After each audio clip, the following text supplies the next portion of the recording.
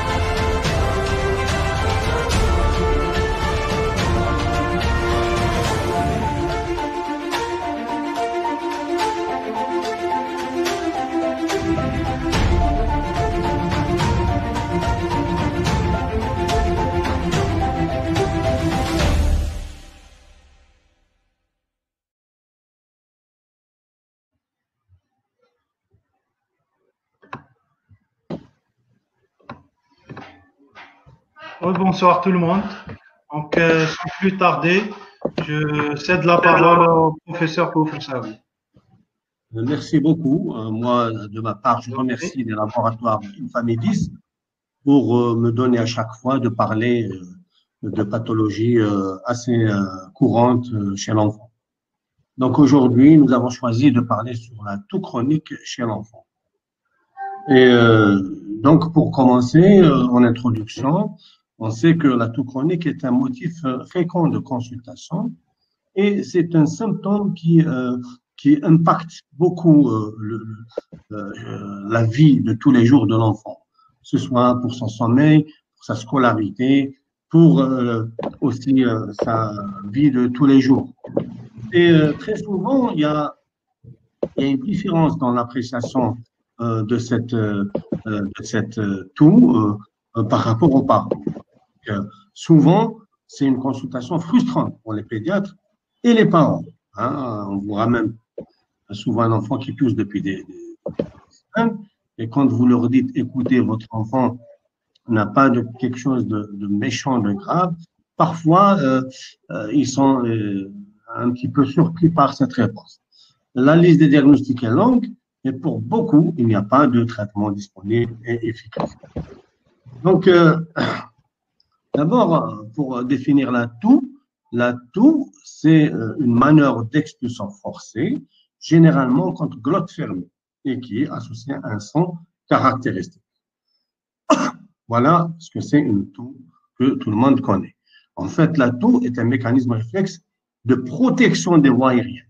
C'est important parce que par le biais de la toux, ça nous permet d'éliminer, on va dire, dans la plupart des sociétés savantes, vous voyez ici, c'est à partir de 4 semaines qu'on parle de toux chronique, excepté peut-être les Anglais qui parlent de toux chronique à partir de 8 semaines.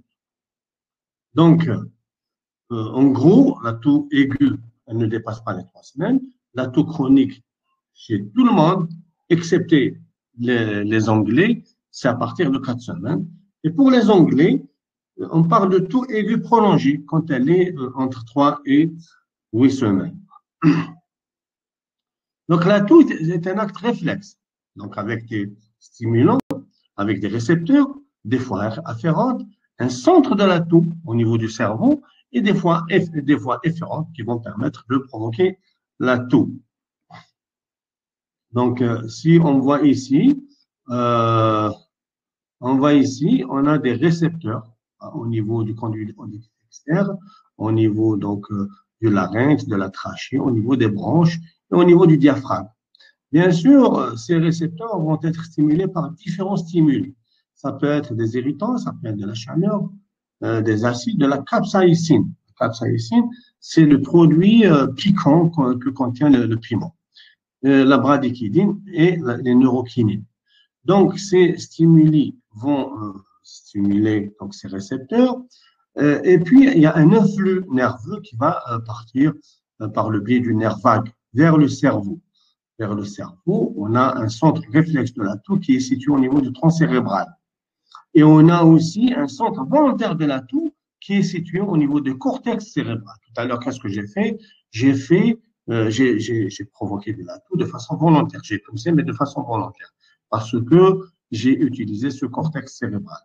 Mais sinon, quand l'influx arrive ici au niveau du tronc cérébral, ensuite, il y a l'influx qui va repartir par le biais des nerfs phréniques, des nerfs intercostaux, des nerfs laryngés. Donc, ils vont entraîner la contraction du diaphragme et puis des muscles de l'adulte, tous, hein, c'est pareil. Maintenant, pour faire le diagnostic aussi bien de la toux, chronique que le diagnostic étiologique, donc ça passe par un bon interrogatoire, c'est très important. L'interrogatoire va poser des questions aux parents, donc le médecin va poser des questions aux parents sur l'âge de début, on va voir en détail tout ça, sur la durée d'évolution, c'est important, le type de la toux, les caractères de la toux, son degré de sévérité, est-ce qu'il y a des signes associés à cette toux chronique, des antécédents personnels ou familiaux d'atopie ou d'infection virale, par exemple, ou tuberculeuse, ou puis l'environnement. On va chercher s'il y a un tabagisme passif ou actif chez les adolescents, le mode de garde, la notion de prise médicamenteuse éventuellement, et puis la réponse aux différents traitements que l'enfant aurait pris. Alors, pour l'âge du début, alors tout dépend du début, de l'âge du début de la toux. Cela nous permet de penser à certaines étiologies. Si la toux commence en période néonatale, on va évoquer essentiellement les malformations, la trachéomalacie qui débute, on va dire congénitale, primitive, une fistule œsotrachéale, une fente laryngée, tous ces diagnostics, on va les évoquer. Si la toux débute quelques semaines après la naissance, il y aura toujours la présence à l'esprit des causes congénitales et puis les autres causes. Et puis, si la toux avait commencé bien des mois, des années après la naissance, à ce moment-là, il y a beaucoup de diagnostics auxquels il faudra penser. Donc, le type de la toux. Alors, selon le type de la toux, on peut approcher plus ou moins une étiologie. Alors, le type, on peut avoir un type de type staccato. Staccato, c'est un terme musical, c'est intermittent. C'est le contraire de legato. Donc, l'enfant tousse par moment. Ça peut être assez régulier, ça peut être irrégulier. Voilà. Et c'est pas une toux qui est continue. C'est un terme italien musical qui a été donc utilisé pour un petit peu montrer ce type de la toux chez l'enfant. Si c'est une toux paroxystique, hein, avec teinte prolongée, ça peut être de la coqueluche. Si c'est une toux aboyante, hein, on pense plutôt à quelque chose qui va se passer soit au niveau du larynx, soit au niveau de la trachée. Et on pensera à la trachéomalacie et à la fistule œsotrachéale. Si elle est klaxonnante, c'est surtout la toux psychogène qui est dans ce type de toux, ou bien on a un jetage postérieur, nasal postérieur. Maintenant, l'horaire d'apparition. Et on sait très bien que dans le RGO, les symptômes apparaissent chez l'enfant quand l'enfant est allongé. Bien chez l'adulte, hein. Moi je parle de l'enfant uniquement. Si la toux qui s'accentue le matin avec élimination des sécrétions le matin, on pense à des DDB ou à une suppuration pulmonaire. Maintenant, si la toux apparaît plutôt à la deuxième partie de la nuit ou tôt le matin, à ce moment-là, ça peut être une hyperréactivité bronchique, soit non spécifique ou spécifique, comme dans le cas de l'asthme. Si l'enfant ne tousse pas, il tousse toute la journée, il ne tousse pas la nuit, donc il n'y a pas de toux la nuit, c'est plutôt très, très en faveur d'une toux psychogène. Les circonstances d'apparition. Alors, on va voir si l'enfant n'a pas fait une virose dans les jours qui ont précédé la survenue de cette toux. Chez les enfants âgés donc entre 4 à 8 semaines, par exemple, qui présentent une conjonctivite ou des pertes vaginales chez la mère, on peut penser à la coqueluche, mais aussi on peut penser au chlamydia aussi.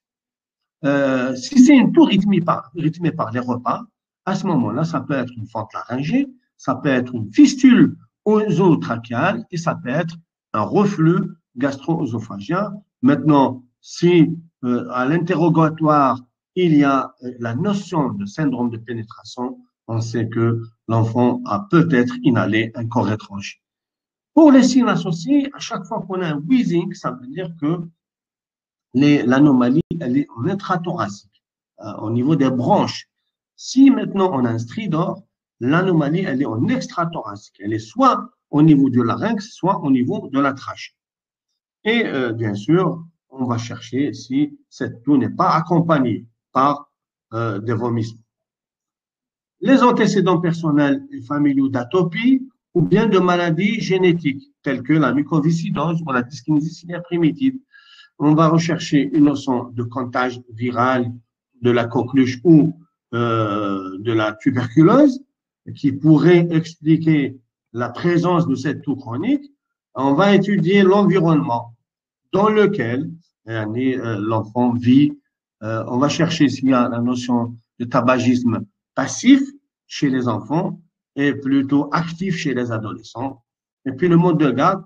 Et puis chez les enfants peut-être qui sont sensibilisés à des allergènes, on va voir s'il n'y a pas un excès, donc la présence d'excès d'allergènes dans leur environnement immédiat. Et puis la notion de prise de médicaments. On sait très bien que les inhibiteurs de l'enzyme de conversion d'angiotensine, dans leurs effets secondaires, peuvent donner une toux. Et puis, quelle est la réponse de cette toux avec des médicaments que l'enfant a pris? Si c'est une toux qui répond bien, par exemple, au bronchodilatateur, on sait que c'est une hyperactivité bronchique qui est là et qui est soit non spécifique, elle est soit non spécifique, elle est soit liée à un asthme allergique. C'est une toux qui répond bien aux antibiotiques, on sait que c'est peut-être infectieux. Voilà comment à peu près on fait et puis on fait un examen clinique. Donc on va prendre le poids et la taille de l'enfant. On va voir s'il n'y a pas de dysmorphie. On va voir l'aspect de la peau et des phaneres, l'examen pleuropulmonaire et l'examen donc ORL. Pour le poids et la taille, on sait que les pathologies liées à une infection chronique ou bien les pathologies qui demandent une augmentation du travail respiratoire, les enfants sont toujours en dyspnée presque permanente, ça peut retentir sur le poids et sur la taille et peut donner un retard staturo-pondéral. Ça veut dire qu'il y a une cause sous-jacente à cette toux. Et puis, maintenant, s'il y a une dysmorphie, un enfant qui se présente à la consultation avec une toux chronique, avec une dysmorphie à l'examen clinique, on pensera à des anomalies peut-être malformatives. On peut penser à la trachéomalacie, mais on peut penser aussi à une aspiration pulmonaire chronique liée à une anomalie au niveau de la fente laryngée. Et on va chercher la cyanose, l'hypocratine digitale, la présence d'un eczéma, et puis l'examen pleuropulmonaire va essayer de voir s'il n'y a pas un pectus excavatum, un pectus carinatum ou une hyperinflation. Donc, si par exemple l'existence de wheezing, là, ça peut aussi penser à l'asthme chez notre enfant qu'on est en train d'examiner, la présence de râles, par exemple des râles ronflants aux deux bases avec une rudesse du murmure vésiculaire, ça peut être des DDB ou bien un murmure vésiculaire diminué d'un côté, par exemple, et auquel cas on pensera peut-être à la présence d'un corps étranger dans cet endroit-là. Puis on va voir la position du cœur à l'auscultation. Si on a des bruits du cœur qui sont plutôt, qu'on entend plutôt donc à droite, on sait que peut-être il y a un situs inversus associé à cette toux chronique. Donc, ça nous fait penser à une dyskinésie ciliaire primitive. L'examen ORL, donc, on va voir la taille des amygdales, l'existence par exemple, éventuellement d'un corps étranger au niveau de l'oropharynx, un jetage postérieur, et la notion d'inflammation au niveau du nez qui va être synonyme d'une rhinite allergique, par exemple, ou bien à l'autoscopie, on peut avoir, et on a dit tout à l'heure qu'il y a des récepteurs au niveau du conduit auditif externe, et la meilleure façon de le savoir, c'est quand on fait, avec le coton-tige, quand on nettoie les oreilles, soit des adultes, soit des enfants, ça peut nous donner de la, et c'est fréquent, c'est tout le monde qui connaît ça. Donc, l'autoscopie va permettre de voir s'il n'y a pas quelque chose qui irrite de façon permanente ce récepteur qui est au niveau du conduit auditif externe. Donc, ça peut être un corps étranger intra-auriculaire, ça peut être un excès de pulmonaire, ça peut être une otite pulmonaire et ça peut être une otite sur séro-muqueuse. Donc, après l'interrogatoire et l'examen, c'est très important de faire une petite synthèse et voir s'il n'y a pas de signes d'alarme. De signes d'alarme qui vont nous dire que cette toux, elle a quand même une cause sous-jacente. Quels sont les signes d'alarme? On a les signes systémiques, comme les anomalies cardiaques, à l'auscultation par exemple, un hypocardie digital, un retard de croissance, la notion de prise de médicaments. Pourquoi les IEC, et les IEC, tout le monde le sait, peuvent donner dans les effets secondaires une toux chronique. Et puis la prise de drogue illicite chez les adolescents, ça peut provoquer de la toux. Une anomalie neurologique, un déficit immunitaire, des difficultés d'alimentation, pardon, et la notion de contagion. C'est ça, les signes systémiques, qui vont nous dire que c'est une toux qui est spécifique et qui a une cause sous-jacente. Et puis, on a les signes pulmonaires. L'existence d'une douleur thoracique, d'une toux productive. Une toux productive, elle est toujours spécifique, c'est-à-dire elle a une façon sûre qui a une cause sous-jacente. Il y a la notion d'hémoptysie associée à cette toux.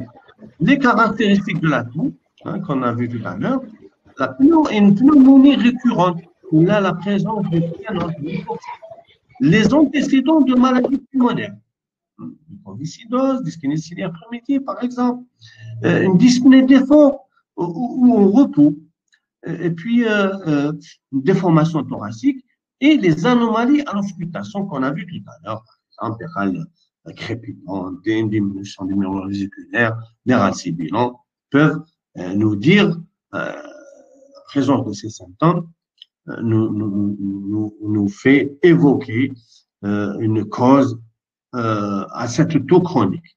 Et puis, on a rajouté à ça, à l'interrogatoire et à l'examen clinique, on a rajouté la radiographie du thorax qu'on fait systématiquement. Si on a un enfant qui tousse de façon chronique, après l'examen qu'on doit faire de façon sûre, de façon certaine, c'est la radiographie du thorax bien faite. Et puis, très souvent, chez les enfants de plus de 6 ans, on fera une EFR. Alors, quand on voit un petit peu ce schéma, ça, qu'est-ce qu'il dit ce schéma? C'est que dans la plupart des cas, c'est une toux qui est normale ou attendue normale. C'est une toux qui est normale ou attendue normale. Et on sait très bien que l'enfant peut tousser en moyenne 11 fois dans la journée. Mais ce nombre peut aller jusqu'à 34 toux par jour, alors que l'enfant est tout à fait normal, il n'est pas malade. Ça peut être une toux non spécifique.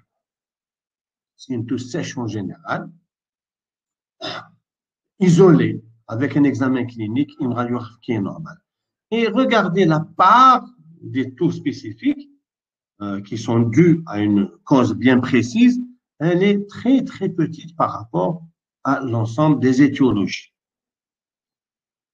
Donc, comme je l'ai dit, la toux normale ou attendue normale, l'enfant peut tousser, je le répète, jusqu'à 34 fois par jour, sans qu'il soit malade. Sans qu'il soit malade, il est tout à fait normal. C'est une toux qui survient essentiellement la journée. Mais sinon, il peut faire des infections des voies aériennes supérieures, chez l'enfant surtout de moins de 5 ans, surtout en période automno-hivernale. Il peut faire des infections des voies aériennes supérieures virales récurrentes, avec une courte durée de rémission.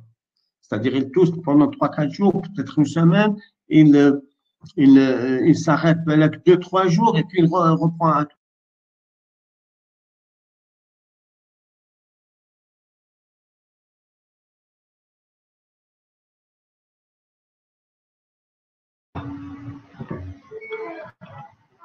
Professeur, votre micro.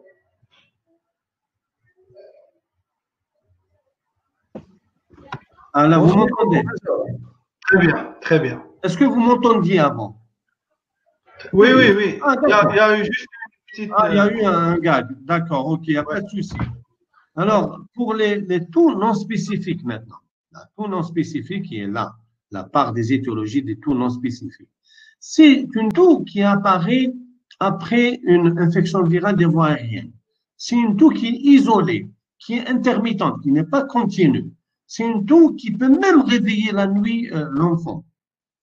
Et puis, parfois, c'est une toux quinteuse, sèche et métisante, avec un état général qui est bon et un examen pleuropulmonaire qui est normal. La radiographie du thorax et le FR sont normaux. Alors, comment on explique cette toux non spécifique? C'est la réponse exagérée des récepteurs, qu'on a vu tout à l'heure, aux stimuli intrinsèques, augmentés par des facteurs de l'environnement. En l'occurrence ici, c'est les virus. En général, on ne donne pas de médicaments, on rassure les parents, mais très souvent, on donne aussi un traitement de la toux. Alors, je vais vous montrer ce que c'est tout ça. C'est que quand on fait une infection virale des voies aériennes supérieures, donc ça nous donne de la toux. Ça nous donne de la toux, mais c'est une toux qui est aiguë, qui ne dépasse pas en général les 21 jours. Mais pour certains, il y a un autre facteur qui se surajoute. Et donc, ce réflexe d'hypersensitivité de ces récepteurs va se prolonger au-delà de 4 semaines et ça peut atteindre des mois de toux et ça devient une toux. Voilà comment on explique ces toux non spécifiques. Alors, pour ces toux non spécifiques, comment on fait en général en pratique courante? Alors, pour répondre à cette question, on s'est inspiré de deux guidelines des Américains et des Anglais. Comment ils font eux? Pour les Anglais, ils donnent, alors on s'entend bien, c'est une toux sèche qui est chronique, l'examen est normal, la radiographie est normale, hein, et puis très souvent le FR est normal aussi, sinon ça serait de l'asthme. Alors, comment ils font? Parce que ça s'appelle de l'hyperréactivité bronchique, non spécifique. Donc là, qu'est-ce qu'ils font? Ils donnent des corticoïdes inhalés. En l'occurrence, ici, ils donnent du bidénoside à raison de 2 bouffées de 200 par jour, ou bien une dose équivalente d'un autre corticostéroïde inhalé pendant 2 semaines. Et puis, ils revoient l'enfant. Si la réponse, elle est bonne, positive, donc on va dire que cet enfant est asthmatique, ou bien c'est une toux équivalent asthme. Et on va le traiter comme on traiterait un asthme, carrément, par des corticostéroïdes inhalés de longue durée, pour une longue durée, pardon. Et puis, si la réponse est mauvaise, elle est négative, à ce moment-là, on arrête les corticostéroïdes inhalés et on fait d'autres explorations qu'on va voir juste après. Et puis, pour les Anglais, ça c'était les Américains, pardon, pour les Anglais, c'est la même chose à peu près. Ils donnent, eux, du bidénoside ou équivalent, à raison de 400 gamma par jour, pour 8 à 12 semaines. Plus ou moins des corticoïdes oraux, pour 3 à 5 jours. Et puis, revoit l'enfant 2 semaines après. Si la réponse est positive, pareil, on pensera que c'est un asthme, et donc on traite par des corticostéroïdes inhalés, selon les recommandations d'ailleurs du JINA. Et si la réponse est mauvaise, il n'y a pas de réponse à ce traitement qu'on a donné ici. Donc, on arrête ce traitement et on va chercher autre chose qui pourrait expliquer donc cette toux chronique. Et puis, il y a la toux spécifique, pour une petite partie des étiologies, la toux spécifique. Alors, voilà pour résumer tout ça. On a ici un algorithme, puisqu'on fait l'anamnèse et l'examen pleuropulmonaire. Et on fait systématiquement une radiographie du thorax dans tous les cas. Là, on a donc une toux chronique avec pas de cause pulmonaire apparente. Et ici, donc, on a une toux chronique avec une cause apparente. On fait la radiographie du thorax. Elle est normale. Alors, pour expliquer la présence de cette toux chronique, on est obligé de passer par certaines étiologies qui sont très fréquentes, comme par exemple des pathologies ORL. Donc, on cherche un petit peu si l'enfant n'a pas une rhinorrhée postérieure permanente ou fréquente, s'il n'y a pas un problème au niveau des oreilles. Et puis, on recherchera de l'asthme et on fera donc une exploration fonctionnelle respiratoire pour nous à partir de l'âge de 6 ans, on s'entende bien. Et puis, parfois, on va jusqu'à faire une pH impédance-métrie à la recherche donc d'un reflux gastro-œsophagien. Si tous ces examens sont normaux, à ce moment-là, on va penser à d'autres étiologies. Et ici, à l'autre bras, c'est une toux qui est anormale ou bien, c'est une radiographie thoracique anormale ou une radiographie qui est normale, mais avec donc une forte suspicion clinique. Hein. Par exemple, une toux chronique humide, par exemple, productive, voilà, un exemple. Hein. Ou bien peut-être la notion d'inhalation thoraco-rétrongée, donc la notion de syndrome de pénétration que la maman rapporte, par exemple. Elle vous dit, depuis cette date-là, l'enfant était bien, normal sur le plan respiratoire, et depuis qu'il a fait cette fausse route, je me rappelle, il y a 2 mois, par exemple, et tout, et depuis ce moment-là, il tousse, il tousse. Donc, on va penser à un certain nombre d'étiologies, alors, et pour lesquelles on fait des examens appropriés. Si on pense à une corps étranger, on va faire une bronchoscopie. Si on pense, par exemple, à une mucoviscidose, on fait des tests de la sueur. Si c'est une dyskinésie ciliaire, on fait des tests spécifiques pour ça. Et puis, si on a des anomalies, donc on pense aux anomalies congénitales, aux malformations congénitales, on fait la bronchoscopie, on fait la TDM. Et si on a, par exemple, je ne sais pas, une infection, si on pense à une infection purulente, on va faire un lavage broncho-alvéolaire, on va faire, par exemple, une TDM thoracique, et ainsi de suite. C'est comme ça qu'on réfléchit pour essayer de trouver une étiologie à cette toux chronique que les parents, pour laquelle s'inquiètent, et c'est normal. Alors, là, j'ai quelques images radiologiques, hein, quelques pathologies chez des patients qui sont passés par l'unité de bronchoscopie. Donc, par exemple, cet enfant qui présente cette opacité. Hein, bien sûr, c'est un enfant qui avait des signes trachéaux. Il avait une voix un petit peu rauque, il avait une toux un petit peu aboyante. Mais bon, on le traitait comme ça, sans faire de radio. Et puis, un beau jour, il y a un médecin qui a pensé à faire une radiographie thorax parce que cet enfant qui toussait, ça a dépassé les 2-3 mois. Il se dit, écoutez, moi, je fais ma radiographie du thorax pour voir un petit peu qu'est-ce qui se passe au niveau de ce thorax. Et puis, il tombe sur cette opacité qui est bien limitée ici, qui est ovalaire, et dans la limite interne se confond avec le médiastin. Et bien sûr, on a pensé à un kyste bronchogénique, vu cette tonalité, vu sa localisation.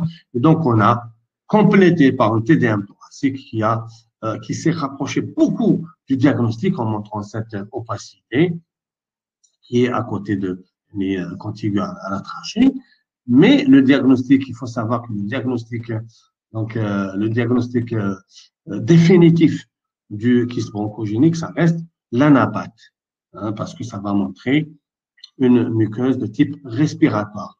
On peut avoir des kystes neuro-entériques qui se présentent à peu près de la même manière, mais qui ont une muqueuse de type digestif.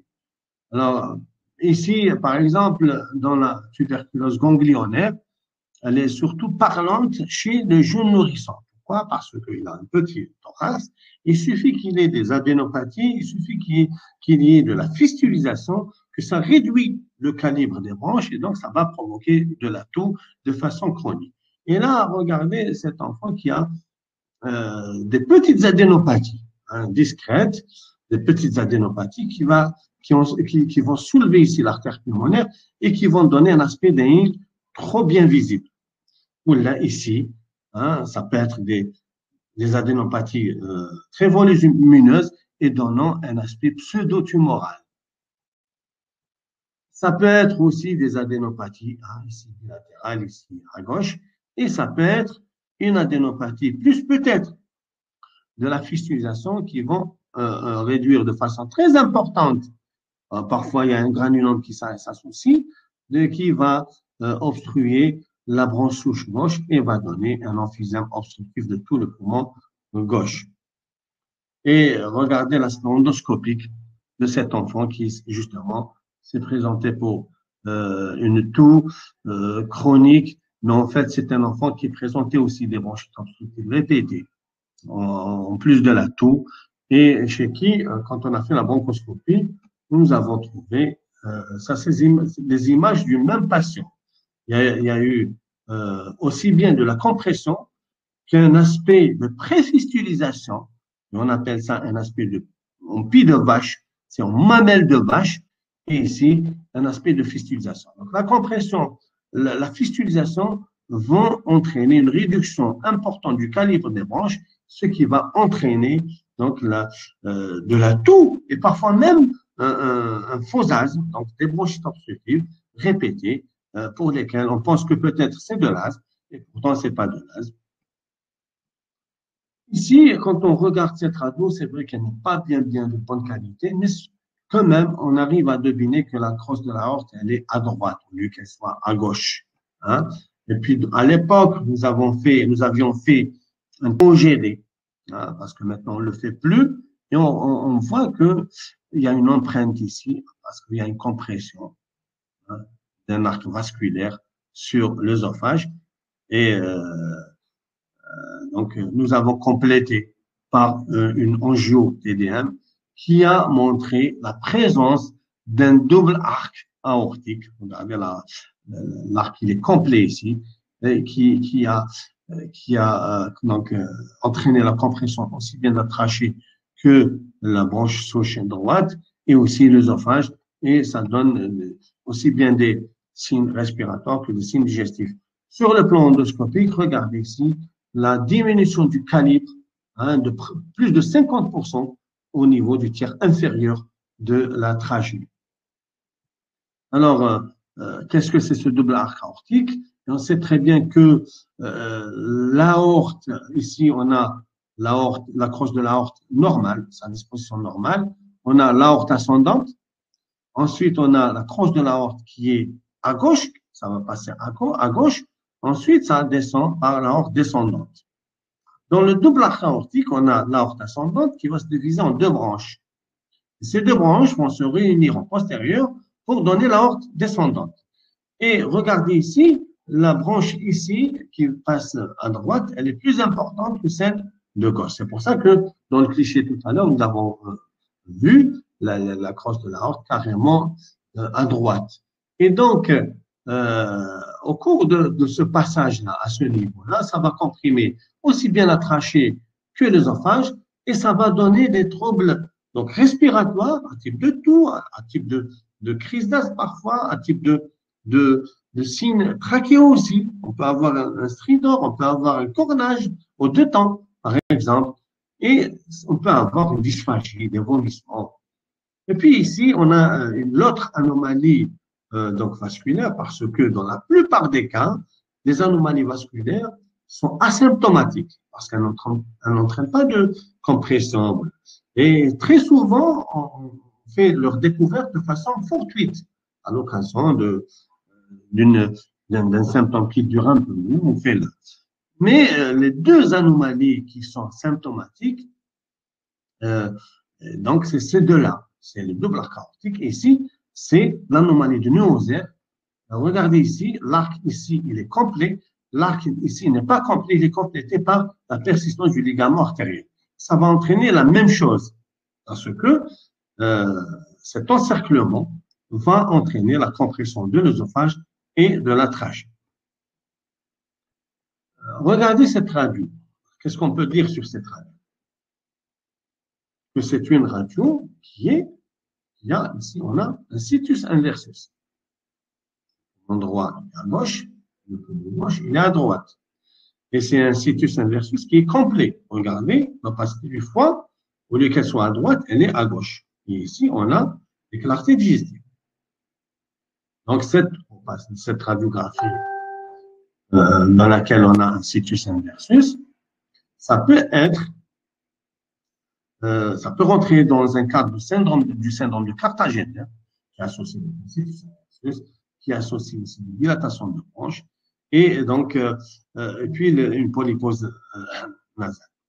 Alors, la dyskinésie ciliaire primitive, comment on fait le diagnostic? C'est la mesure du NO nasal, c'est l'étude du mouvement ciliaire et c'est l'étude ultrastructurale des cils. La mesure du NO nasal, donc dans la dyskinésie ciliaire primitive, il est bas. L'étude du mouvement ciliaire, comment on fait? On fait donc une biopsie et un brossage. Alors, au niveau de la muqueuse nasale et ou des bronches, hein, au niveau des premières divisions. Donc, on fait un brossage et on fait une biopsie. Le brossage, c'est pour l'étude du battement ciliaire et la biopsie, c'est pour l'étude en microscopie électronique. Donc, et on étudie tout ça en vidéomicroscopie numérique à haute vitesse, hein, parce que c'est la méthode donc, de référence pour diagnostiquer la dyskinésie ciliaire primitive, dans la mesure où elle va donc étudier la fréquence du battement ciliaire qui est bas dans la dyskinésie ciliaire primitive et le mouvement du cil, il est anormal, il est raide, il est donc d'amplitude diminuée. Et l'étude ultrastructurale des cils en microscopie électronique va montrer l'anomalie qui réside au niveau des bras de dynéine externe. En général, c'est les bras de dynéine externe, et parfois ça porte sur le complexe central. Qu'est-ce que c'est cette anomalie qui est située au niveau des bras de dynéine externe? Alors, la dyskinésie ciliaire primitive est une maladie congénitale. On dénombre à peu près une trentaine, donc une maladie génétique, on dénombre 30 gènes qui sont incriminés dans cette maladie. Et l'anomalie génétique, elle est au niveau des bras de dynéine externe. Donc, parce que pourquoi on a tous ces symptômes dans la dyskinésie ciliaire primitive? Parce que dans le cil, les bras de dynéine externe, c'est eux qui comportent l'énergie donc nécessaire pour le mouvement du cil et la qualité du mouvement du cil. Si on a cette anomalie donc génétique, donc on a un défaut au niveau des bras de dynéine externe et donc le cil, comme on l'a vu, sa fréquence de battement est diminuée, son mouvement est anormal et ça donne tous les symptômes qu'on connaît sur la dyskinésie ciliaire primitive. Ça donne des troubles respiratoires, ça donne des signes auriculaires, des otites moyennes aiguës purulentes, donc répétées. Ça peut donner une otite séromuqueuse, ça peut donner des rhinosinusites. Parce que là aussi, au niveau de la muqueuse auriculaire, on a donc une muqueuse ciliaire. Et au niveau respiratoire, donc ça peut donner donc de la toux chronique, ça peut donner un faux asthme. Et puis, parce qu'on a une muqueuse ciliaire un peu partout dans l'organisme, on peut avoir des anomalies cardiaques, on peut avoir une infertilité, on peut avoir des anomalies rénales et des anomalies oculaires. Les séquelles de pneumopathie virale, c'est surtout et essentiellement l'adénovirus. Donc, on a une bronchiolite sévère qui est due plutôt donc à l'adénovirus. Parfois, ça peut être la rougeole aussi et ça peut être le VRS rarement. Et surtout l'adénovirus et la rougeole qui laissent des séquelles qui vont entraîner des symptômes chroniques, surtout des DDB. Donc, on a une toux chronique productive et ça peut être aussi des bronchites obstructives répétées. Alors, comment on fait le diagnostic? C'est surtout l'imagerie. À la radiographie de thorax, regardez ici, on a le syndrome de MacLeod. Syndrome de MacLeod, généralement, c'est un poumon clair qui est de volume normal. C'est à droite par rapport à la gauche. On peut avoir un poumon clair de petit volume. Parce que dans les emphysémes obstructifs, c'est vrai qu'on a un poumon clair et qui est augmenté de volume. C'est comme ça qu'on fait la différence. Et puis, à la TDM, on a un aspect de mosaïque. Donc, on a des bulles, on a des DDB et voilà, on a des atélectases. Alors, regardez ici l'aspect de D2. Ça, c'est une mucoviscidose. C'est un enfant, d'ailleurs, qui est décédé à Bergamo. C'est un enfant qu'on a suivi pour une mucoviscidose. Et la mucoviscidose donne le syndrome bronchique typique par excellence sur le plan radiologique. Et ça donne des DDB très tôt dans la vie. La première année, on commence déjà à avoir des DDB. Regardez ici, il y a une distension pulmonaire bilatérale qui est importante. Et puis, on a des DDB ici, carrément. Regardez ici, on a un aspect de bague à chaton qui signifie qu'il y a des dilatations de bronches. Alors, pourquoi cet aspect de bague? Comment on l'explique? Alors, on sait très bien que chaque branche, ou bronchiole, est suivie par un vaisseau. Hein? C'est ça, c'est comme ça. Et puis, le diamètre du vaisseau, généralement, il est soit égal au diamètre donc, de la branche, soit supérieur au diamètre de la branche. Et quand on a une dilatation de branche, donc on a un calibre du vaisseau qui reste tel qu'il est, qui est normal, et on a une dilatation de la branche. Donc, on a un aspect de bague, carrément de bague, avec son chaton. Alors, la bague, c'est la dilatation de la branche, qui est en clair ici, et le chaton, c'est le vaisseau. Voilà comment on explique un tout petit peu cet aspect qu'on a connu depuis longtemps déjà. Donc, comment on fait le diagnostic de la mucoviscidose? C'est en faisant le test de la suite. Deux tests. Et deux tests. Parfois, ça arrive qu'on fasse 3 ou 4 tests, si c'est les deux tests en doute. Sinon, on peut faire, quand on a les possibilités, un test génétique.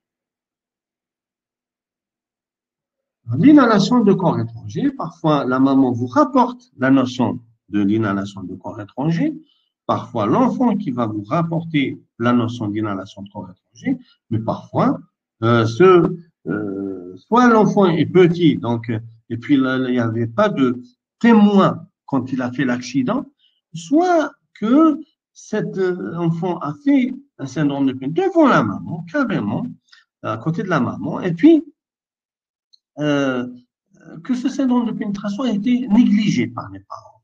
Alors, tout le monde fait de temps en temps une fausse route. Parce que, après l'inhalation d'un corps étranger, on a très souvent, on a une période d'accalmie. Parce que le corps étranger va se stabiliser au niveau d'une branche. Une accalmie de quelques jours, 1, 2, 3, 4 jours, ça dépend. Et puis, l'inflammation commence à être importante. Et donc, il y a une surinfection et l'enfant commence à tousser, à faire de la fièvre. Tout c'est comme ça qu'on ramène. Parfois, même l'enfant fait tout ça, on l'emmène pour peu qu'il ait une gorge un peu rouge, donc on le traite comme une rhinopharynge, une angine, très souvent, parce qu'il tousse beaucoup, il y a beaucoup de médecins qui donnent et les antibiotiques et les corticoïdes, ça va entraîner donc la guérison de l'infection. Les corticoïdes vont entraîner donc la disparition de l'inflammation. Et dès que l'enfant arrête son traitement, 2 à 3 jours après, rebelote, la même symptomatologie. Et c'est à l'occasion de la répétition de ces symptômes que parfois on s'inquiète et puis on demande à vérifier tout ça par une endoscopie bronchique. Alors, le corps étranger peut être visible. Hein, le diagnostic là, il est facile, mais il faut savoir que le corps étranger est radio-opaque que dans à peu près dans 14 à 16% des cas, dans toutes les séries, 14 à 16% des cas. Parce que la plupart des corps étrangers, l'extrême majorité des corps étrangers, c'est des corps étrangers organiques. C'est des végétaux en général et vont donner plutôt des signes radiologiques indirects. C'est les troubles de la ventilation, soit l'emphysème obstructif, qui est l'anomalie la plus fréquente, ou la téléctasie, en deuxième position. Et ça peut être autre chose. Alors, la radiographie du thorax, elle peut être normale. Alors, dans quel cas elle peut être normale? Quand le corps étranger est petit, mais ça c'est en aigu. dès le moment où il y a un corps étranger qui est persistant dans le bronchique, ça va donner, comme je vous l'ai dit tout à l'heure, de l'inflammation, de l'infection. Un exemple, juste un petit exemple des corps étrangers qu'on a eu dans le service. Ici, un os de poulet. C'est une fillette de 13 mois, donc qui est au niveau de la glotte, et celle-là, elle nous avait compliqué. Elle a fait enfin, de spasme laryngé. Et ici, une cacahuète au niveau de la trachée. Ici, un haricot sec blanc. Il est petit, ça rentre plus facilement. Et au contact des sécrétions, comme on voit ici, l'haricot augmente de volume et souvent, on a des difficultés pour l'extraire. On a eu des décès, on a eu 2 décès par rapport à l'haricot sec. Et dans toutes les séries du monde, il y a eu des décès par ce corps étranger. Alors, mais maintenant, avec le temps, nous avons appris que quand c'est comme ça, qu'est-ce qu'on fait? On le casse à l'intérieur et on retire par fragment. Il y avait un malade chez qui j'avais fait 37 petites extractions, enfin des extractions de petits fragments. Il fallait faire vite et puis voilà. La graine de tournesol, ces derniers temps, tous les jours, nous avons au moins un corps étranger, un enfant qui se présente parce qu'il a une graine de tournesol. Malheureusement, c'est une graine qui est en vente dans tous les commerces d'Algérie. Il y a 2 types de publicité pour qu'on fait à la télé, en grande pompe, on va dire. C'est le chihuahua et l'ouara. Donc, les enfants, même les adultes d'ailleurs, la mangent beaucoup, même les vieux. Et puis, il y a des risques même chez les vieux d'inhalation. Et regardez, par contre, la graine de tournesol, elle est grosse. Elle reste au niveau de la trachée. Et tout ce qui reste au niveau de la trachée fait tousser parce que la muqueuse trachéale, elle est très sensible. Donc, elle s'inflamme rapidement. Et puis, ici, regardez, elle a un côté qui est tranchant, qui est pointu, qui est tranchant. Alors, d'une part, ça va irriter la muqueuse trachéale. Ça peut donner, donc, des hémoptysies. Nous avons perdu une fille de 13 ans avec une graine de tournesol. Ça remonte à plusieurs années, mais elle est décédée avec ça. Et puis, cette forme-là qui est comme ça conique, parce que la graine de tournesol reste ici, l'enfant tousse, ça hérite la trachée tousse. Et le risque, c'est quoi? C'est que ce côté-là, toute la graine va se mobiliser et ce côté-là va facilement rentrer dans la sous-glotte qui a un petit diamètre, donc il y a un risque permanent d'asphyxie aiguë et de décès. Voilà le message que je voulais donner.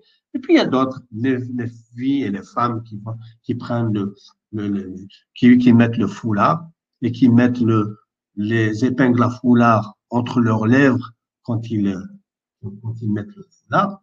Et puis on connaît tous que les jeunes adolescentes, elles aiment parler, elles aiment rire, et puis rapidement, ils font une inhalation.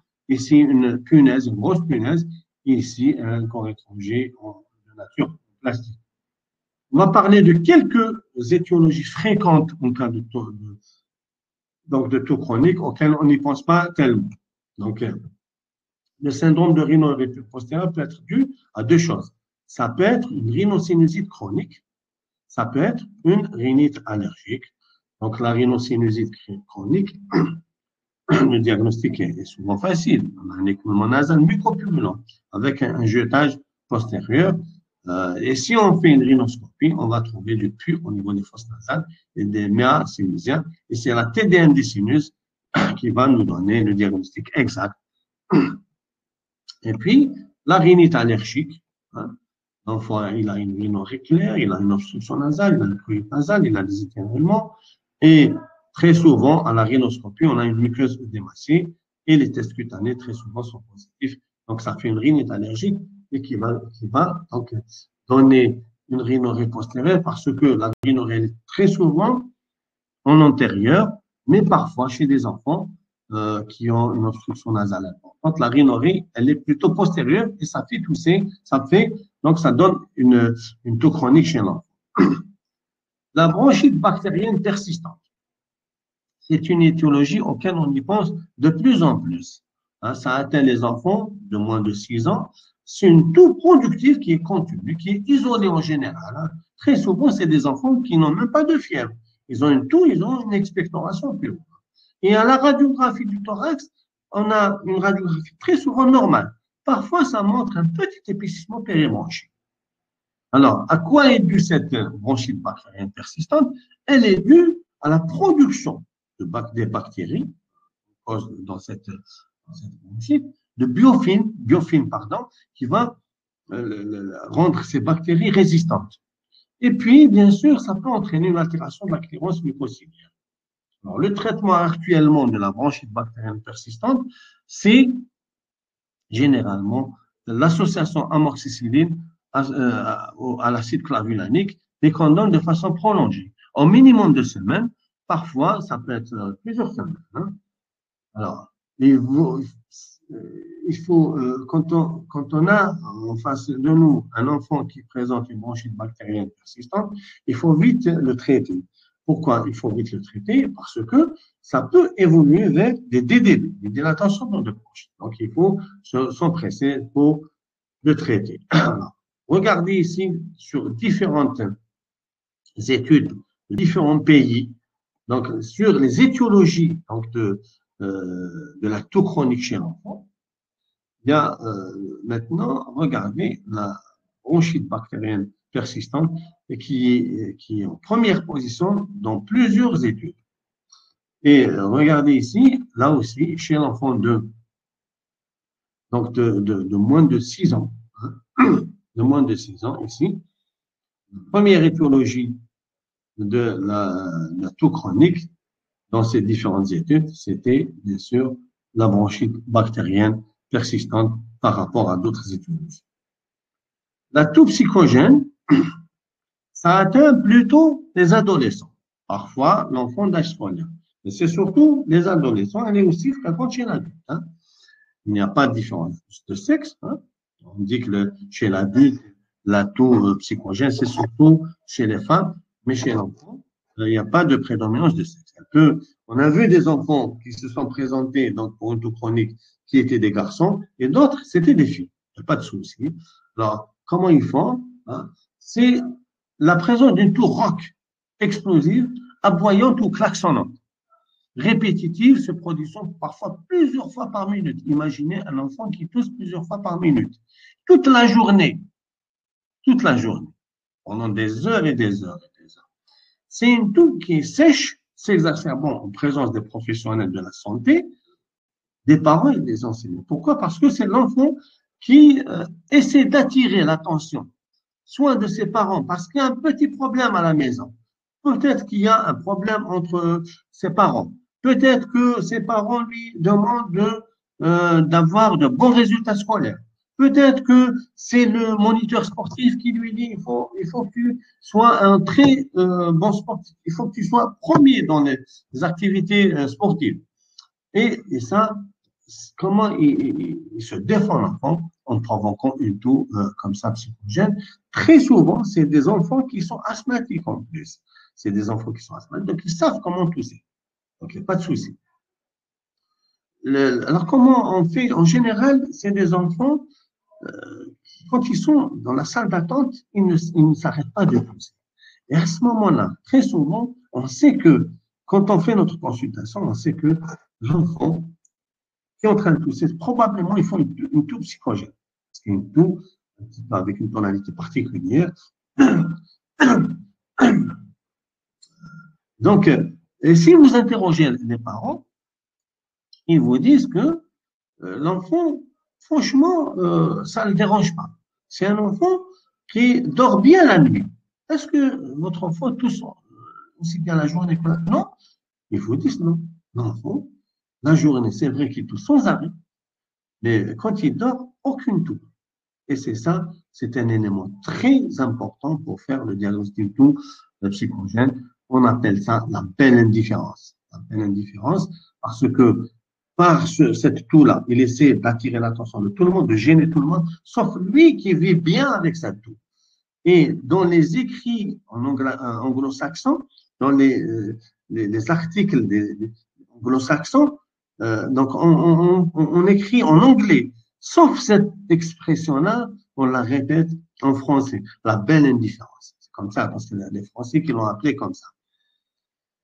Donc, en général, l'enfant tient le menton, comme ça, et puis, comme ça sur la et puis il tousse. Le diagnostic fait à la salle d'attente, on a dit, débute souvent après une infection des voies aériennes supérieures. Il y a un déclenchement de la toux et l'enfant essaie de s'accrocher à cette toux. Alors, tous les examens sont normaux. L'examen clinique, il est normal. Les examens complémentaires sont normaux. Alors, voilà un petit peu, de façon schématique, les parents qui ramènent leur enfant pour tout chronique psychogène. C'est des parents qui sont déjà très inquiets. On voit sur leur visage. C'est des parents qui viennent avec 2 sacs. Il y a un sac qui comporte les examens complémentaires. Ils ont fait l'EFR, ils ont fait la TDM, ils ont fait plusieurs radios, ils ont fait beaucoup de choses. Ok, tout ça dans un sac. Dans l'autre sac, il y a 1 kilo de médicaments. Ils ont pris des antihistaminiques, des médicaments, des ceci, des cela, des antibiotiques, des corticostéroïdes. Et puis, ça n'a rien donné. Ça n'a rien donné parce que elle a donc une origine psychogène. Le problème, il est psychologique.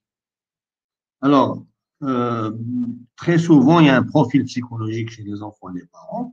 Parfois, donc, il y a des problèmes psychosociaux carrément. Et parfois, carrément, on a donc des troubles psychiatriques chez l'enfant. C'est rare, parce que très souvent, on règle le problème. Nous-mêmes, on commence, le pédiatre lui-même, il commence par faire l'approche, à commencer à traiter ça. Et très souvent dans notre service, d'ailleurs, je salue la psychologue qui travaille en ce moment avec nous, très souvent on la sollicite et très souvent on a de très bons résultats. Nous qui font l'approche, qui font l'examen premier, et puis on le présente à la psychologue qui est à côté, le box à côté. Donc, on emmène nous-mêmes l'enfant chez la psychologue. Très souvent, c'est des adolescents ou des enfants d'âge scolaire. On essaie d'être un petit peu comme des amis, pas comme médecin. Donc, on le tient par l'épaule et puis on le fait rentrer. Et puis, on dit des bonnes choses sur lui. Comment on fait en général déjà à la consultation? C'est qu'on essaie de détourner son attention. Tu habites où? Est-ce que quelle équipe tu aimes? Tu as des amis? Comment ils s'appellent? Et on essaie d'attirer leur attention pour qu'ils oublient de tousser. Et très souvent, on arrive déjà à faire le diagnostic comme ça. Parce que très souvent, ils l'envoient pour une endoscopie bronchique. C'est vrai que chez certains, on doutait au départ et tout, on a fait et puis on n'avait rien trouvé. Mais actuellement, depuis quelques années déjà, moi-même, je ne fais pas d'endoscopie. Très, très rarement, je fais endoscopie pour ces cas-là, parce que très souvent, c'est pas utile. Donc, c'est la psychologue qui nous aide à régler ce genre de problème. Alors, le traitement, c'est de la toux psychogène, on essaie de convaincre la famille que leur enfant ne présente pas un problème organique, déjà. Il faut qu'ils le comprennent. Et c'est un problème plutôt psychologique. Et on essaie d'identifier quels sont les problèmes chez l'enfant ou chez les parents. Quelles sont les causes qui ont déclenché cette toux psychogène. Et puis, on essaie d'insister avec les parents pour leur dire qu'il faut aider l'enfant. Il faut l'aider, il faut rester à l'écoute, il faut l'aider, il faut voir où est le problème. Et parfois, on dit aussi à l'enfant, écoute, si tu as des choses à dire, qu'est-ce que tu as, ceci, cela. Il faut les dire. Alors, parfois, on arrive quand même à donner un traitement de l'anxiété de l'enfant et des parents par des moyens médicamenteux ou par un comportement cognitif. Alors, la thérapie familiale, c'est très important. C'est très important parce que parfois, il y a des problèmes de couple. Alors, il faut voir quel est le problème. Hein. Et puis, aider les parents à écouter leurs enfants. Et puis, aider l'enfant à identifier les problèmes qu'il a, hein, les sentiments de détresse, d'anxiété, et il faut l'aider à mieux communiquer avec ses parents. Parfois, on arrive même à faire quelques interventions physiques. On peut peut-être lui donner des distracteurs. Il y a des auteurs qui ont essayé ça. Ils donnent des nébulisations de lidocaïne diluée pendant 15 minutes. C'est pas pour la lidocaïne, c'est juste pour détourner un peu son attention. On lui met le nébuliseur et on lui dit de respirer profondément. Donc, il oubliera de tousser. Le wrapping, c'est également, carrément, on fait un enveloppement du thorax, carrément, et on lui dit, écoute, voilà, ta toux, elle est due à la mobilisation des muscles que tu as ici au niveau du thorax. Et donc, on va essayer de les retenir pour que tu ne tousses pas. Et on lui dit ça, et parfois il croit, il ne tousse pas. Et donc, on lui apprend à maîtriser le fait de ne pas tousser. Il y a des auteurs qui ont donné des petites gorgées d'eau chaude, plusieurs comme ça, où là, on lui donne un bout en plat entre les lèvres, on lui dit de respirer par le nez. Voilà. Il y a des auteurs qui ont utilisé l'hypnose, la thérapie vocale en association avec avec une psychothérapeute, des exercices de respiration et de relaxation. Ça, il se détend un peu et il oubliera de tousser. Et puis, il ne faut pas oublier de réhabiliter l'enfant vis-à-vis de sa scolarité, parce que c'est des enfants, c'est normal. C'est un enfant qui tousse plusieurs fois par minute. Donc, il va gêner ses copains de classe, et très souvent, alors les responsables de l'école l'arrêtent. Et donc, il a un retard scolaire. Et dès qu'il guérisse, il faut reprendre l'école, reprendre une activité normale, reprendre une activité sportive normale. La coqueluche, hein, ça peut aussi, après la phase aiguë, ça peut laisser des séquelles comme tout chronique. La coqueluche, ça débute 4 à 6 jours après une infection de moelle supérieure. On a une toux quinteuse, violente, répétée, sans reprise inspiratoire efficace. C'est connu, ça, pour la coqueluche. Elle aboutit à une turgescence du visage, à une rougeur conjonctivale, des vomissements parfois, une cyanose, et puis une reprise inspiratoire en fin de quinte, sonore, comparable au chant du corps. C'est comme ça. Alors, l'enfant ne présente pas de fièvre, ni autre signe respiratoire, il n'a que de la toux. Et puis, entre les quintes du tout, l'enfant est carrément normal, il est asymptomatique. Mais le chant du corps, là, le diagnostic, il est facile. C'est en phase aiguë. Le chant du corps peut être absent chez les jeunes nourrissants, chez les enfants anciennement vaccinés. Alors, à la phase de convalescence, parce qu'on ne va pas nous le ramener, on n'est pas concerné par la phase aiguë. Nous, on nous le ramène chez un enfant qui tue plus de 4 semaines. Donc, à la phase de convalescence, il peut persister une toux non quinteuse, une toux régulière. Les soins spontanés soient provoqués par l'effort, le froid, les cris, le virus, témoignant d'une hyperactivité bronchique. Ça peut être ça.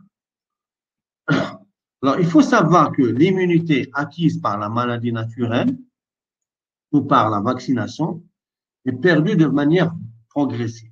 C'est pour ça qu'on pense maintenant à revacciner les adultes carrément.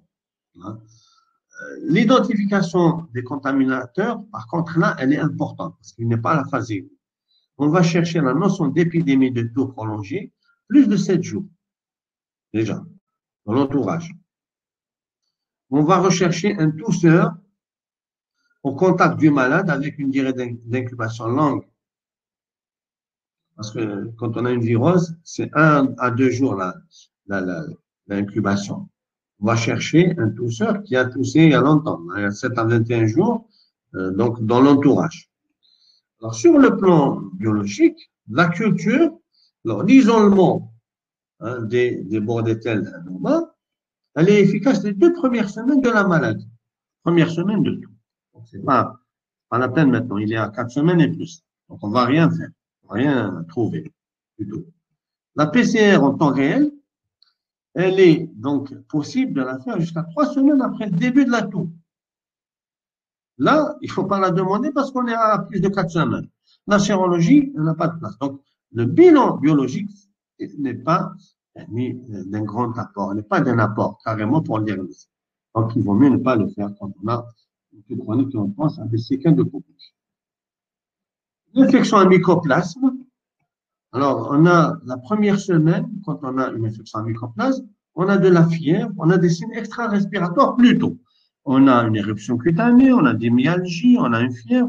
On peut avoir une asthénie qui peut être très importante. Parfois, c'est des enfants qui sont hospitalisés pour une myasthénie profonde. On ne sait pas au départ à quoi elle est due, et pourtant, c'est un mycoplasme pneumonique. Donc, la première semaine, on n'a pas de signes respiratoires. Ensuite, on a une toux sèche qui apparaît, parfois elle est productive, et on peut avoir une hypoplésie de petite abondance qui peut persister plus de 4 semaines, ressembler carrément à la coqueluche, ou bien on a un enfant qui tousse, qui a à l'auscultation des sibilants, donc il y a une toux sèche qui a des sibilants, et on pense à des symptômes d'asthme aussi. Donc, à l'auscultation, on peut avoir des sibilants ou des crépitants. Elle est impliquée dans l'initiation, l'aggravation, la pérennisation d'une réactivité bronchique. Donc, quand on a une symptomatologie comme ça, il faut s'acharner à faire rapidement le diagnostic pour la traiter, pour ne pas entraîner l'hyperactivité bronchique qui va donc soit s'aggraver, soit elle va se pérenniser. Le diagnostic, c'est la sérologie. On fait un prélèvement à 2 semaines d'intervalle. Voilà. Alors, regardez ici. Au départ, c'est surtout donc des malaises, des céphalées, de la fièvre, une douleur à la gorge. Hein. Et puis la toux commence après la première semaine. Après la première semaine, mais qui va persister parce que tous les autres signes vont plus ou moins disparaître à 3 semaines. Donc, la toux est Donc, c'est la toux qui va persister. Voilà, on arrive à la conclusion de cette conférence qui a traité de la toux chronique et on dit que la toux chronique est un symptôme fréquent qui est dû souvent à une infection banale des voies aériennes. Donc, toujours essayer de rechercher une cause sous-jacente.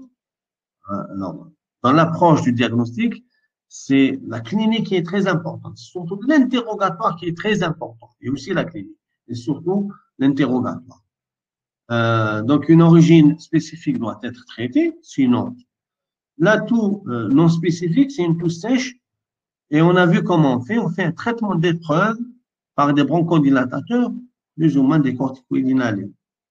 Et parfois, on a plusieurs étiologies associées à ça. Et je vous remercie.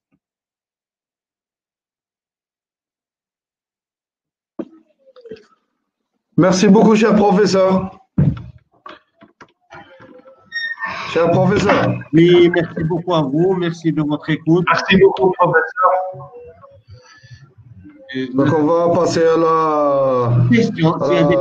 la deuxième étape. L'étape des questions. Adel? Oui, Yasser. On commencera les réponses aux questions? Bien sûr, oui. Oui. D'accord. Donc, on est en train de récolter quelques questions. Parmi les questions, j'ai une question. La durée de la corticothérapie chez l'enfant et la dose recommandée. Corticothérapie inhalée ou par voie orale? Par voie orale. Par voie orale, en général, on ne dépasse pas les 5 à 7 jours. Hein. Quand c'est en phase, quand c'est un traitement aigu d'une pathologie pour laquelle on donne, par exemple, si quand on a vu les deux guidelines, l'un d'eux parle des corticoïdes inhalés, plus ou moins des corticoïdes oraux pendant 5 à 7 jours. Et la dose à ne pas dépasser, c'est en fonction de l'âge. En général, on donne 1 à 2 mg par kilo par jour. On donne en général le matin, après un repas, bien sûr.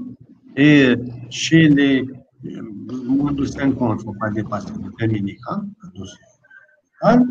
Chez l'enfant d'âge scolaire, il ne faut pas dépasser les 30 milligrammes.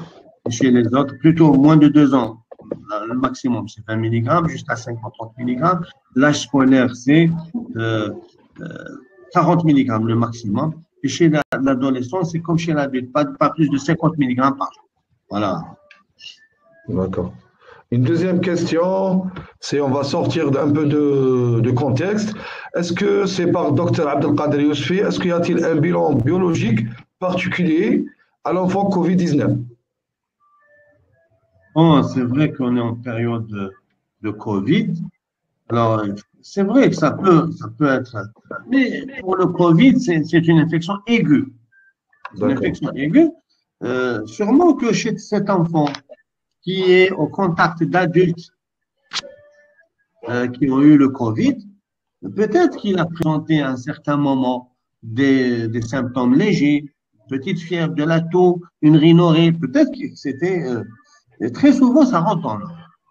Mais si vraiment, si c'est un adolescent qui a présenté tout ça pendant quelques jours et tout est rentré dans l'ordre, il a gardé une toux comme ça séquelaire, peut-être qu'il faut lui faire une sérologie du Covid, effectivement, pour voir s'il n'y a pas des IgG qui sont là, qui sont le témoin donc d'une infection par le Covid-19 qui est rentrée dans l'ordre. D'accord. Une troisième question. Comment on fait le diagnostic d'une bronchite bactérienne persistante puisque quand il n'y a pas de fièvre et pas d'image radiologique évocatrice? Bon, on a vu tout à l'heure que la bronchite bactérienne persistante, c'est une toux productive chronique. La radio, elle peut être normale, ça peut être un petit épaississement bronchique et en général, on fait un prélèvement sur une aspiration bronchique en général. Ou là, chez le grand, on peut faire un ECB des crachats. Et on va trouver un germe. Et ce germe-là, il résiste aux antibiotiques usuels, à l'amoxicilline par exemple. Et c'est un germe qui va répondre plutôt à l'association amoxicilline avec acide clavulanique. D'accord. Et il y a une autre question par rapport à l'utilisation des antihistaminiques quand il s'agit d'une toux sèche d'origine allergique. Est-ce qu'il y a une durée? Est-ce que... Oui, dans un cas, oui. Dans un cas, par exemple, si l'enfant présente une rhinite allergique. Et on a vu tout à l'heure dans les premières... Pour rechercher l'étiologie. Bien sûr, on a vu que ça pourrait être un jetage postérieur dû à une rhinite allergique. Il a une obstruction nasale importante. Donc, au lieu qu'il ait la rhinorrhée, elle est en antérieur, elle est postérieure. Et ça fait tousser l'enfant. Donc, en traitant la rhinite allergique, ça nous permet de traiter la toux. Donc, on va le traiter par des antihistaminiques et aussi, parce qu'il a une obstruction importante, par des corticoïdes intranasaux. Et que l'amélioration de cette rhinite va entraîner la disparition de la toux. D'accord. Et par rapport à la durée du traitement, par les antihistaminiques, est-ce qu'on est limité dans le temps? Est-ce que... Alors, la rhinite allergique, en général, on donne des périodes de 2 mois. Et qui pourrait être plus que 2 mois. Qui peut être renouvelée aussi. La cure peut être renouvelée. On donne, et il y a, dans les règles, on donne 2 mois de traitement. Donc, il y a des enfants qui sont bien au-delà de 2 mois, pas de souci, ils sont bien, on arrête. Surtout si on est à l'approche de l'été. Maintenant, si un enfant qui fait ça pendant, par exemple, l'hiver, et juste après, il y a le printemps. Peut-être qu'il va garder des symptômes. Là, on peut renouveler, il n'y a pas de souci. D'accord. D'accord. Et par rapport à l'espace cutier. Par rapport à l'espace cutier, moi, je pense qu'il y a maintenant, on a dans notre pays des antihistaminiques qui donnent une assurance par rapport à l'allongement de l'espace cutier.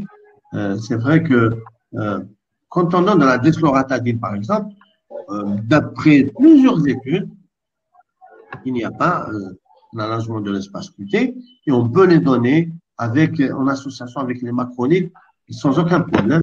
Il y a eu des études sur ça, c'est pas moi Donc la sécurité cardiaque, la sécurité cardiaque est vraiment Elle est présente avec la Disparata. très bien fait. Une autre question. Alors, durée du traitement. Pardon. Yasser, permets-moi Oui. d'intervenir. Je pense que tu as posé la question de Dr Fernand, n'est-ce pas? Oui, oui, oui. D'accord, donc on est passé sur... Il y a Dr Brahim juste en dessous qui pose une question. Est-il possible de faire une rediffusion? Bien sûr, bien sûr. Et Sur notre chaîne YouTube dans quelques jours, Inch'Allah. exactement. Très bien. D'accord. Je Il y a profite aussi l'autre l'occasion- question. Oui. Place des sirops dans le traitement de la toux chronique. Les antitussifs. Les antitussifs, pratiquement non dans la toux. Dans la toux aiguë, oui, je suis d'accord. À partir de l'âge de 6 ans, oui, on peut donner des sirops à base de plantes. Voilà. Mais dans la toux chronique, non. Hein, parce que s'il y a une toux chronique, ça veut dire qu'il y a soit c'est une hyperactivité bronchique, on la traite comme étant un équivalent asthme, soit il y a une cause spécifique, comme par exemple la rhinite allergique ou la autre chose, qu'on traite la cause déclenchante de la toux chronique. Voilà.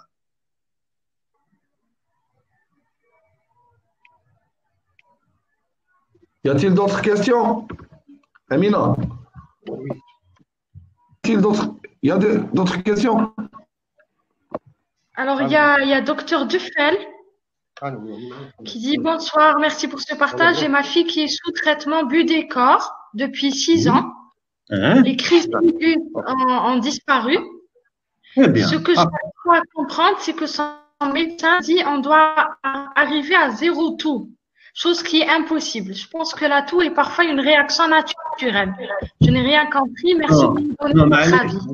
Mais c'est une... Il s'inquiète pour sa fille, c'est normal. C'est normal, il s'inquiète pour sa fille et on respecte ce qu'il dit. Alors, il faut savoir, ce qu'on craint, nous, alors, l'objectif du traitement de l'asthme, c'est le contrôle total, effectivement, à des symptômes. Oui. Mais il faut savoir que nous, on recherche la toux qui inquiète l'enfant. Il peut faire une toux comme ça légère.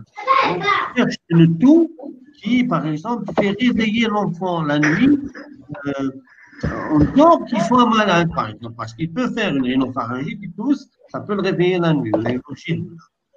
On cherche une toux qui réveille l'enfant.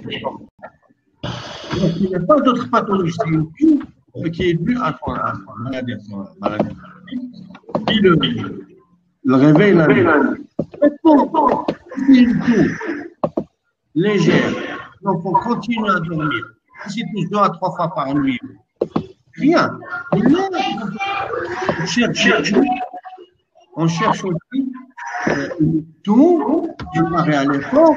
C'est une toux très importante. C'est une toux qu'elle dose jusqu'à parfois émétisante.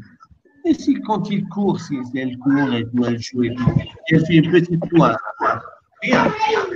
On peut l'accepter. Pas de souci.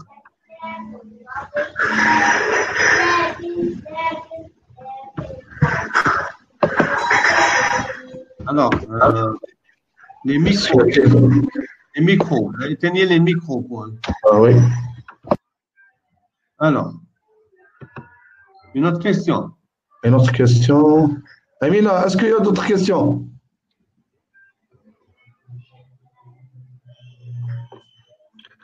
Alors, il y a Dr Abdelhamid. Merci tout d'abord au laboratoire Je ne sais pas Infamidis. si elle a été déjà posée, durée de la cure de corticoïdes chez l'enfant. Oui, on l'a dit. C'est bon. Donc, C'est bon. alors, un sirop peut-être, c'est bon. Ça, c'est bon. Une association magnifique. Merci d'avoir. Les corticoïdes, On a répondu à ça. On a répondu. En tout cas, par rapport à cette présentation, donc on va... qui on va dit vous- ordonnance courante, s'il vous plaît. Comment? Pardon? Amina, vous avez un problème de son. Il y a une mauvaise connexion. Elle a une mauvaise connexion. Donc, il y a Dr Sid Ahmed. L'EFR chez l'enfant, à partir de quel âge? L'affaire chez l'enfant, en général, à partir de 6 ans, en général. Hein. On peut le faire en bas âge. Hein. Il y a des centres spécialisés en Europe qui le font chez le prématuré, carrément, voilà, au premier mois. Hein. Mais c'est plus un but d'étude et tout. Mais pour faire une bonne EFR avec courbe débit-volume, il vaut mieux laisser à l'âge de 6 ans et plus, parce qu'on peut obtenir une coopération de la part de cet enfant-là. Donc, on peut obtenir qu'il répète ce qu'on lui dit pour avoir une meilleure reproductibilité de la courbe qu'il fait. Voilà. Bon, les résistances, ça ne demande pas de coopération, on peut les faire à partir de 4 ans. Voilà, pour compléter un peu ma réponse. Il y a une question aussi, la toux chronique provoquée par le froid, quel traitement? La toux chronique provoquée par le froid, c'est une hyperréactivité, ça fait partie de l'asthme induit par l'exercice en général. Hein. Si c'est une toux qui apparaît à l'effort parce que l'enfant, il a de… Maintenant, si c'est une toux qui est provoquée parce que le climat est froid, ça aussi, c'est autre chose. Peut-être qu'il a une hyperactivité, peut-être qu'il a de l'asthme sous-jacent. Il faut faire un essai thérapeutique, surtout si c'est un enfant qui présente donc une atopie familiale. Hein. Donc, on fait un traitement d'épreuve par des bronchodilatateurs et des corticoïdes inhalés pendant 1 mois et on…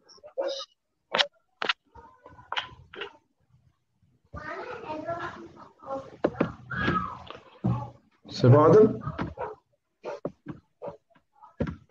Question de Dr Abdelhamid. Y a-t-il non, j'ai perdu. Y a-t-il des contre-indications à prescrire expectorants chez les enfants de moins de 2 ans? Y a-t-il des contre-indications À prescrire des antitussifs ou expectorants chez les enfants de moins de 2 ans? Moins de 2 ans, on ne donne pas les sirops, ni expectorants, ni antitussifs. Moins de 2 ans, toutes les sociétés savantes vous le disent, on ne les donne pas. Parce que ça permet d'augmenter l'encombrement. On sait très bien que le nourrisson hypersécrète et le fait de donner ces sirops-là, ça va encombrer l'encombrement. Ça va. Alors, j'ai une autre question par Dr Bishami Soumiya. Alors, pour la rhinite allergique chez le nourrisson, qu'est-ce qu'on donne? À part à la cytienne antihistaminique de première génération et le sérum salé. Est-ce qu'il y a-t-il d'autres traitements à donner? Il faut savoir que la rhinite allergique, elle est plus fréquente chez l'adolescent et chez l'enfant d'âge scolaire. Plus l'enfant est jeune, moins il fait une rhinite allergique. Mais néanmoins, ça peut exister. Ça peut exister. Comment on la traite? Alors, on la traite par les antihistaminiques. On peut donner, comme il y a des antihistaminiques deuxième génération, comme la desloratadine, qu'on peut donner à partir de l'âge de 1 an. Donc, et puis, les Américains la donnent à partir de 6 mois, hein, je vous le dis. Pas de souci. Donc, on a quand même à partir de l'âge de 1 an. Moins de 1 an, c'est vraiment très rare qu'on ait une rhinite allergique. Bien sûr qu'il faut associer le lavage, donc la désobstruction nasale avec les sérum salé, bien sûr. C'est très efficace. D'accord. D'accord. Adel, normalement, on a répondu à l'ensemble des questions. Je vois que Mouzaoui qui veut intervenir peut-être. Oui. Justement. Et on le salue parce que c'est une personne qu'on aime beaucoup. C'est quelqu'un de très dynamique. Il nous suit partout. Et ça fait plaisir de le revoir à chaque fois. Merci, professeur. Alors, Professeur. Merci, c'est Ahmed. C'est un sentiment partagé. On est ravis que vous êtes toujours avec nous dans ces moments assez difficiles. On est fiers de vous, de vos efforts. On n'a jamais été déçus par les webinaires ou là, les formations. À chaque fois, on apprend, on progresse. Alhamdoulilah, grâce à vous, le médecin généraliste actuellement, il a eu d'assez bons bagages scientifiques pour faire face à toutes les situations cliniques. Alhamdoulilah, bravo. En tout cas, bonne continuation, professeur. Je salue tous les participants et en particulier les médecins généralistes, sincèrement. Moi, je les respecte beaucoup, je les considère beaucoup et je suis prêt à donner beaucoup pour cette catégorie de médecins. Je pense que c'est notre devoir de faire de la formation, soit en présentiel, soit à distance. Il ne faut pas qu'on s'arrête.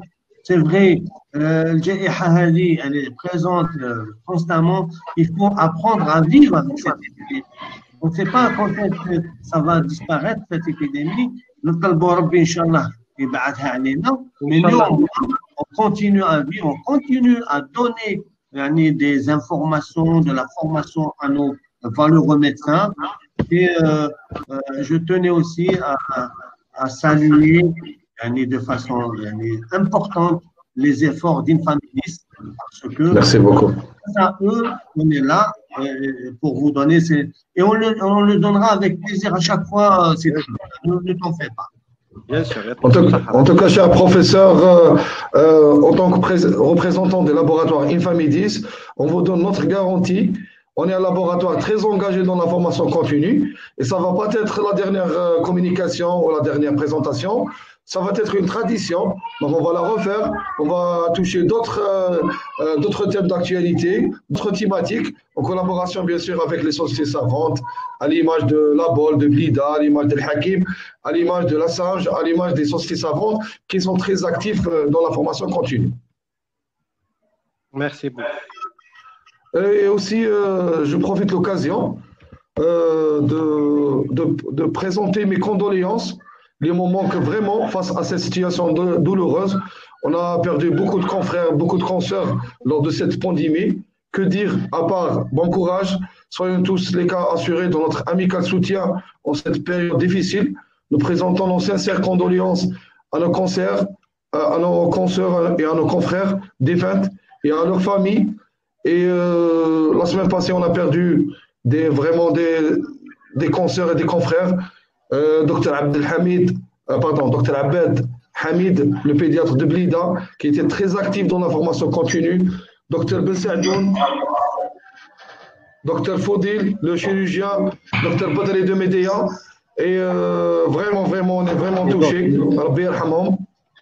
Et je passe la parole à notre cher ami Dr Mouzaoui, qui va dire un mot. Merci beaucoup. Merci, cher frère. Comme a dit le professeur Boufersaoui, on est ravis qu'il y a des laboratoires, autant que laboratoire Infamidis, qui nous aident. C'est grâce à l'ensemble, les laboratoires et les professeurs qui veulent donner l'information que la médecine, elle est toujours vivante dans notre cœur. Et dans ces moments difficiles, on vit une vraie guerre parce que toutes les familles ici à Blida, soit on a perdu des membres de famille, soit on a été touché, soit on a perdu des profs, c'est malheureux. On est au premier rang et chaque jour, il y a toujours des mauvaises nouvelles qui arrivent. Mais il faut résister. Allah yarhamou Dr Abed, son image, on ne peut pas l'oublier. On a trop appris avec lui. Il a fait beaucoup de travail, il a fait beaucoup de formation. Il n'a jamais cessé d'aider. Dr Abed Hamid, c'est comme un frère, c'est comme Dr Boufersaoui, c'est pareil, c'est comme notre cher professeur. Déjà, il y a eu, je me souviens des EPU, ils étaient ensemble, les deux. Donc, il y avait beaucoup de formations en parallèle. Donc, c'est vraiment un immense chirurgien ici à Blida. Il a fait beaucoup de caravanes vers l'intérieur, vers la Kabylie, vers le Djelfa, pour dépistage de cancer. Il n'a jamais cessé de former des chirurgiens. C'est le père de la chirurgie ici à Blida. Il était trop respecté. Ça, on n'oubliera jamais, Fanny. C'est une personne qui a été exceptionnelle durant toute sa vie. C'est une grosse perte. La même chose pour Dr Messadoun, notre frère de la maison de diabétique de Blida. C'est un médecin qui n'arrêtait jamais d'aider les gens. Il était toujours souriant et calme. Malheureusement, cette épidémie, elle a pris les meilleurs chers médecins comme ça qui partent. Allah yarhamhum, Inch'Allah. Et Dieu donne la force pour leur famille et leurs proches pour surmonter l'apprentissage, Inch'Allah. La même chose pour Dr Badri qui a été un grand médecin de Médéa. C'est parmi les premiers médecins de Médéa. Il est trop respecté. Il a fait beaucoup de travail. Allah yarhamou, Inch'Allah, ou Inch'Allah, ysabbara aïlkou, Inch'Allah.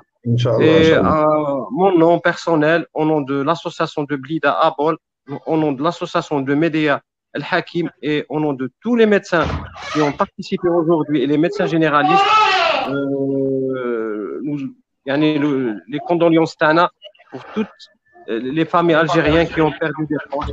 Inch'Allah, l'épidémie, elle va, avec Inch'Allah l'arrivée du vaccin, on pourra Inch'Allah s'en sortir. Inch'Allah, avec toujours les mesures barrières, peut-être plus long. Malgré que les chiffres s'améliorent, il faut rester vigilant parce que on sait pas, peut-être Rabbi Jib al-Khair, Inch'Allah. Merci beaucoup, Monsieur Yasser. Merci, Infamidis. Merci, professeur Boukhtaoui. Et Inch'Allah, ça sera une tradition. Moi, j'ai 2 messages ou 3 messages à dire à tout le monde. Il faut rester vigilant. On a vécu la première vague, on a vu la deuxième vague et bientôt les fêtes de fin d'année. J'espère que les gens ne vont pas